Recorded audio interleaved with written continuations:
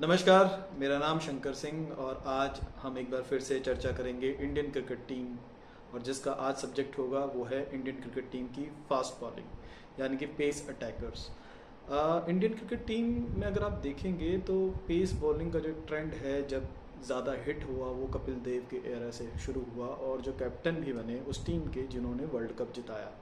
उस दौरान जो है बॉलिंग को एक अहमियत मिलना शुरू हुई, क्योंकि उससे पहले जो है इंडियन क्रिकेट टीम में बैटिंग को ज़्यादा तरजीह दी जाती थी और आज भी वो दस्तूर जारी है। इसी की वजह से अभी भी आप देखेंगे कि आपके पास केवल एक ही ऑप्शन है बेहतरीन बॉलिंग का नाम लिया जाए तो वो है जसप्रीत बुमराह प्रेजेंट सिनेरियो में। लेकिन ये कंडीशन क्यों है? क्यों इंडियन क्रिकेट टीम और बीसीसीआई जो इतना बड़ा बोर्ड है और जिसमें इतने पैसे हैं खर्चने को, वो बेहतरीन बॉलर्स तैयार नहीं कर पा रहा है? अगर आप गूगल में आज भी सर्च करेंगे कि best bowling practices around me near me, तो आपको कई एकेडमीज़ मिल जाएंगी। इनफैक्ट एमआरएफ पेस एकेडमी जो वर्ल्ड वाइड है और इंडिया में भी कई नेशनल बॉलर्स जो है वो तैयार कर चुकी है। ऐसी एकेडमीज़ होने के बावजूद इंडियन क्रिकेट टीम को एक अच्छा बॉलर क्यों नहीं मिल रहा? क्यों अभी भी हमें एक ही ऑप्शन के तरफ हैं जसप्रीत बुमराह? और जिन्होंने हाल ही में बताया था, जो सूत्रों के अनुसार जो खबर मिलती है कि जसप्रीत बुमराह सिर्फ 3 टेस्ट मैचेस खेलेंगे, जो 5 टेस्ट मैचेस सीरीज शुरू होगी इंडिया वर्सेस इंग्लैंड की। तो ऐसी स्थिति में हम क्यों पहुंच गए कि हम एक ही बॉलर के साथ खेल रहे हैं, जिसकी भी एक अपनी मजबूरियां हैं, क्योंकि उनकी इंजरी मैनेजमेंट जो एक नया टर्म आजकल निकला है कि बॉलर को इंजरी ना हो जाए और एक लॉन्ग टर्म तक वो खेल सके, इसीलिए उनको एक लिमिटेड मैचेस ही खेलने पड़ते हैं। बात करें अगर कपिल देव की, तो कपिल देव के बाद जो है हमारे पास बॉलर्स कौन से हैं, आप गिनती के ही कुछ गिन पाएंगे। अगर हम देखते हैं तो कपिल देव के बाद जुआगल श्रीनाथ काफ़ी ट्रेंड में आए थे इंडिया में, काफ़ी अच्छी उन्होंने बॉलिंग की और उस दौरान की जब बॉलर्स एरा जिसको बोला जाता है, जब बेहतरीन बॉलिंग यूनिट हुआ करती थी, Wasim, Waqar, Imran Khan, Glenn McGrath, Shane Bond, Brett Lee, ऐसे बॉलर्स फास्ट बॉलर्स होते थे जो सिर्फ केवल अपनी पेस से फेमस नहीं थे, जबकि उनकी जो बॉलिंग जो स्विंग होती थी, लाइन और लेंथ होती थी, जिसकी वजह से बैट्समैन अक्सर आउट होते थे। जुआगल श्रीनाथ के साथ अगर आप एक दो नाम सुनेंगे उस दौरान, वेंकटेश प्रसाद, जो कारगर नहीं थे सच कहें तो। 90s में अगर आप मैच देखते हैं तो आपको पता लगेगा। अभी तो सब लेजेंड की कैटेगरी में आए थे, क्योंकि आफ्टर रिटायरमेंट कोई उस तरह से बात नहीं करता है। लेकिन उस दौरान जो उनकी बॉलिंग होती थी, बहुत रन्स वो देते थे और कभी लीथल बॉलिंग उनकी प्रूव नहीं हुई। जुआगल श्रीनाथ ने रिटायरमेंट भी ले ली थी, इसके बावजूद सौरव गांगुली जो 2003 में वर्ल्ड कप जब हुआ था, तो सौरव गांगुली के कहने पे जुआगल श्रीनाथ एक बार फिर से रिटायरमेंट के बाद इंडियन क्रिकेट टीम के लिए खेले और 140 प्लस की स्पीड, अभी भी अगर आप वो पुरानी हाइलाइट्स में देखेंगे तो पाएंगे कि किस तरह से उन्होंने 140 स्पीड बॉलिंग पे स्पीड से बॉलिंग कराई। जो आजकल के बॉलर्स को हम देखते हैं वो इंजर्ड हो जाते हैं अगर ज़्यादा तेज़ कराएं तो। अब इसके बाद जुआगल श्रीनाथ के पास आपके पास एक दो नाम उस वक्त उभरे थे जिनमें अजीत अगरकर काफ़ी प्रसिद्ध हुए थे और अजीत अगरकर को बहुत अच्छे अपॉर्चुनिटीज़ भी मिली। उन्होंने बाहर की कंडीशंस में, ऑस्ट्रेलिया में, इंग्लैंड में अच्छी बॉलिंग कराई, लेकिन धीरे धीरे उनका ग्राफ घटता गया और मेरे ख्याल से उनका ध्यान भी एक तरह से क्रिकेट से हट गया।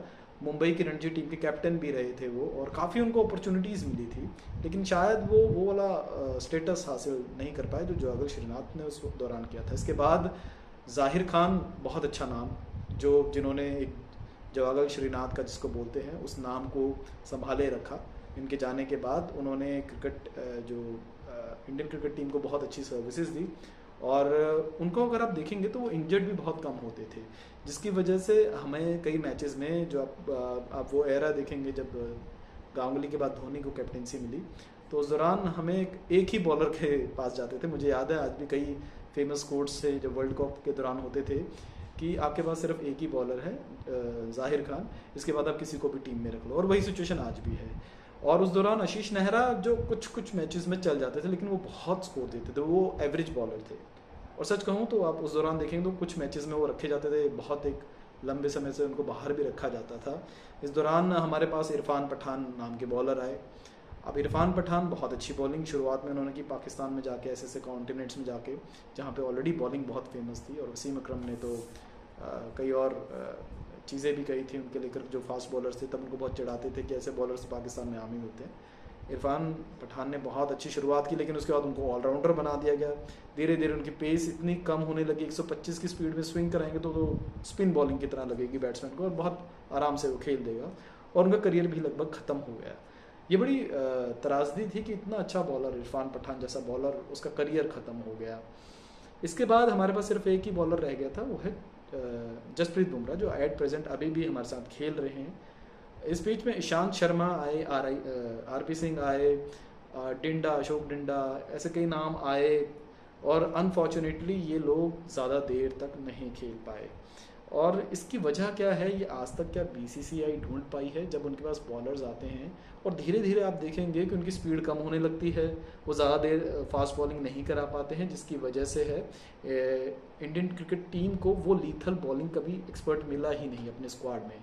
आपको याद होगा पिछली बीजेटी सीरीज़, जब पिछले साल जब इंडिया गई थी नवंबर दिसंबर के दौरान, जो बीजेटी सीरीज़ हुई उसमें जोश हेजलवुड जब इंजर्ड हो गए थे तो उनकी जगह स्कॉट बॉलैंड आए थे।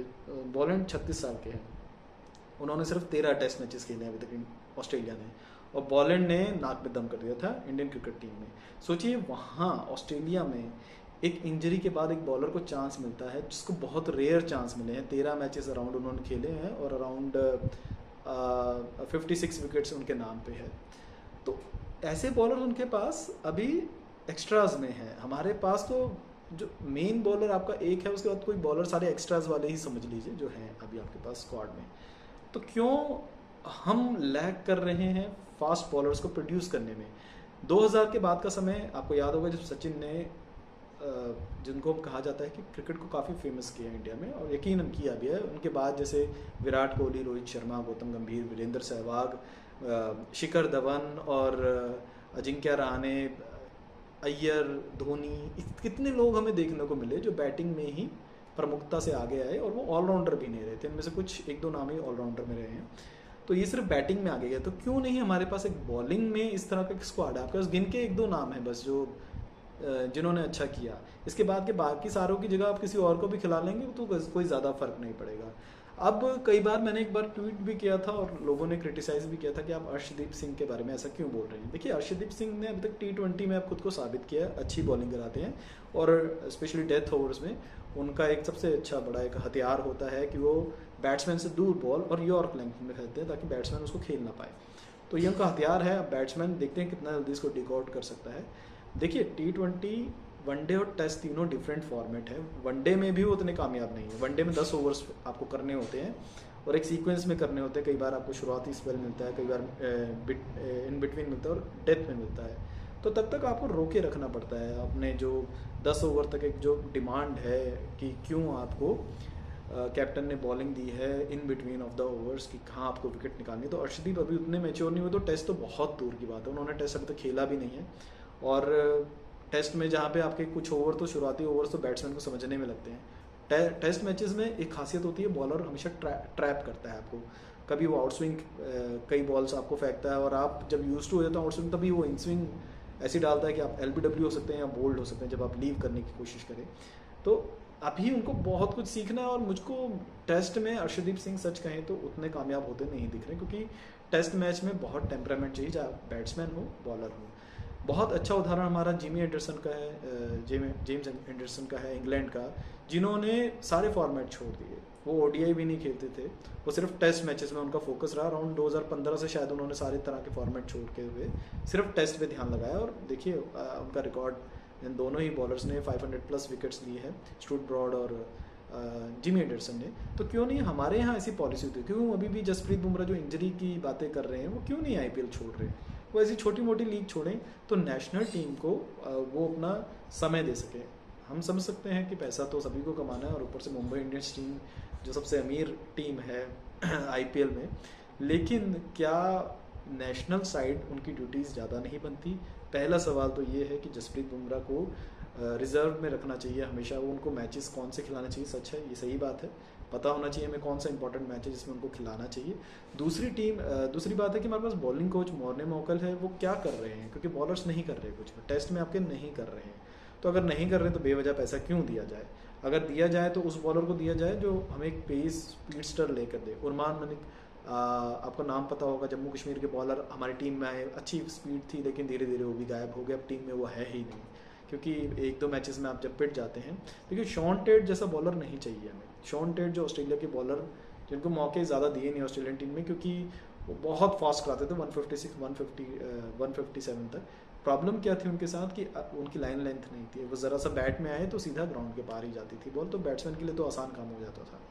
तो स्पीड स्टार अब मयंक यादव और कई नाम अभी जो आपको दिख भी रहे हैं, स्पीड स्टार नहीं समझ पा रहे कि टेस्ट कैसे खेला जाता है। आप शेन बॉन्ड को देखिए, आप ग्लेन मैग्रो से बड़ा बॉलर मैंने आज तक नहीं देखा जो बड़े से बड़े बैट्समैन को ट्रैप कर देता था, आउट कर देता था। उससे भी मोहम्मद आसिफ जो पाकिस्तान के बॉलर थे, फास्ट बॉलर, अनफॉर्चुनेटली वो कई ऐसी चीज़ों में फंस गए कि उनका करियर ज़्यादा चला नहीं, लेकिन उससे बेस्ट बॉलर जो एक ही एक्शन से, एक ही सीम से दो तरह की स्विंग करा दे, ऐसा बॉलर मैंने नहीं देखा। तो हम इस तरह के बॉलर्स प्रोड्यूस क्यों नहीं कर रहे? क्या बीसीसीआई इतनी एफर्ट्स नहीं कर रहा? क्या हमारे अकेडमीज़ कैपेबल नहीं है? और क्या हमारे अंदर अभी भी सिर्फ विराट कोहली ही बनना है, रोहित शर्मा ही बनना है, सचिन तेंदुलकर ही बनना है, या कोई जसप्रीत बुमराह जैसा बॉलर भी बनना चाहता है?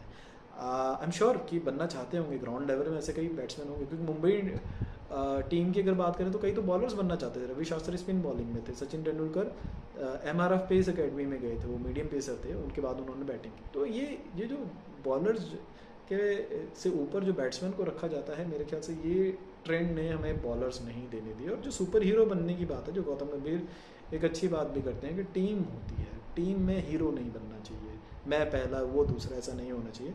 टीम में बॉलर्स की ज़रूरत है। आपके पास बॉलर्स नहीं होंगे तो आप टेस्ट मैच में कभी परफॉर्म नहीं कर पाओगे। टेस्ट मैच बच्चों का खेल नहीं है, और टेस्ट मैच की जो हालत है, मैं सच बताऊं, जो 18 का स्क्वाड चुना गया उसमें कई प्लेयर्स इस लायक नहीं थे कि वो चुने जाए। उनको तो मौका, उनको अपनी भूख दिखानी थी कि भाई मेरे को टेस्ट भी खिलाओ, मेरे को क्यों नहीं खिला रहे। उनको कहीं साबित करना था अपने आप को। करुण नायर को जैसे आपने देखा 8 साल बाहर रहे, उन्होंने खुद को साबित किया, डोमेस्टिक में खेले, विकेट्स दी। हमें ऐसा कहीं और दिखता ही नहीं है। और जो बाकी जो लोकल मैचेस होते हैं, जो डोमेस्टिक क्रिकेट होता है, उसमें आपको ऐसे बॉलर्स करते ही नहीं दिखेंगे। मोहम्मद सिराज देखिए, एक तो उनकी उम्र अराउंड 30+ हो गए हैं, 31 32, उसके बाद देखो इंजरीज बॉलर के साथ चलती रहती है। इतना बैट्समैन इंजर्ड नहीं मिलेगा आपको जितना बॉलर। इसलिए जिमी एंडरसन के साथ एक एग्जांपल लेना चाहिए कि फालतू सीरीज हम ना खेलें, वही मैचेस खेले जिसमें आपकी स्किल्स जो है शार्प हो रही है और आपको पता है बॉलिंग कैसे करानी है। तो आपका एक रनअप, एक टेक्निक्स होती है, किस तरह का रनअप आपको बॉडी लैंग्वेज के अकॉर्डिंग लेना है कि आपको किसी तरह की इंजरी ना हो। तो बहुत सारे रीजंस हैं, और अभी भी हमारे पास सिर्फ जसप्रीत बुमराह है, और उनकी भी कंडीशन देखिए, इंजरी मैनेजमेंट चल रही है, तो हमारे पास कोई बॉलर नहीं है। आप सिर्फ बैट्समैन से मैच नहीं जीत सकते।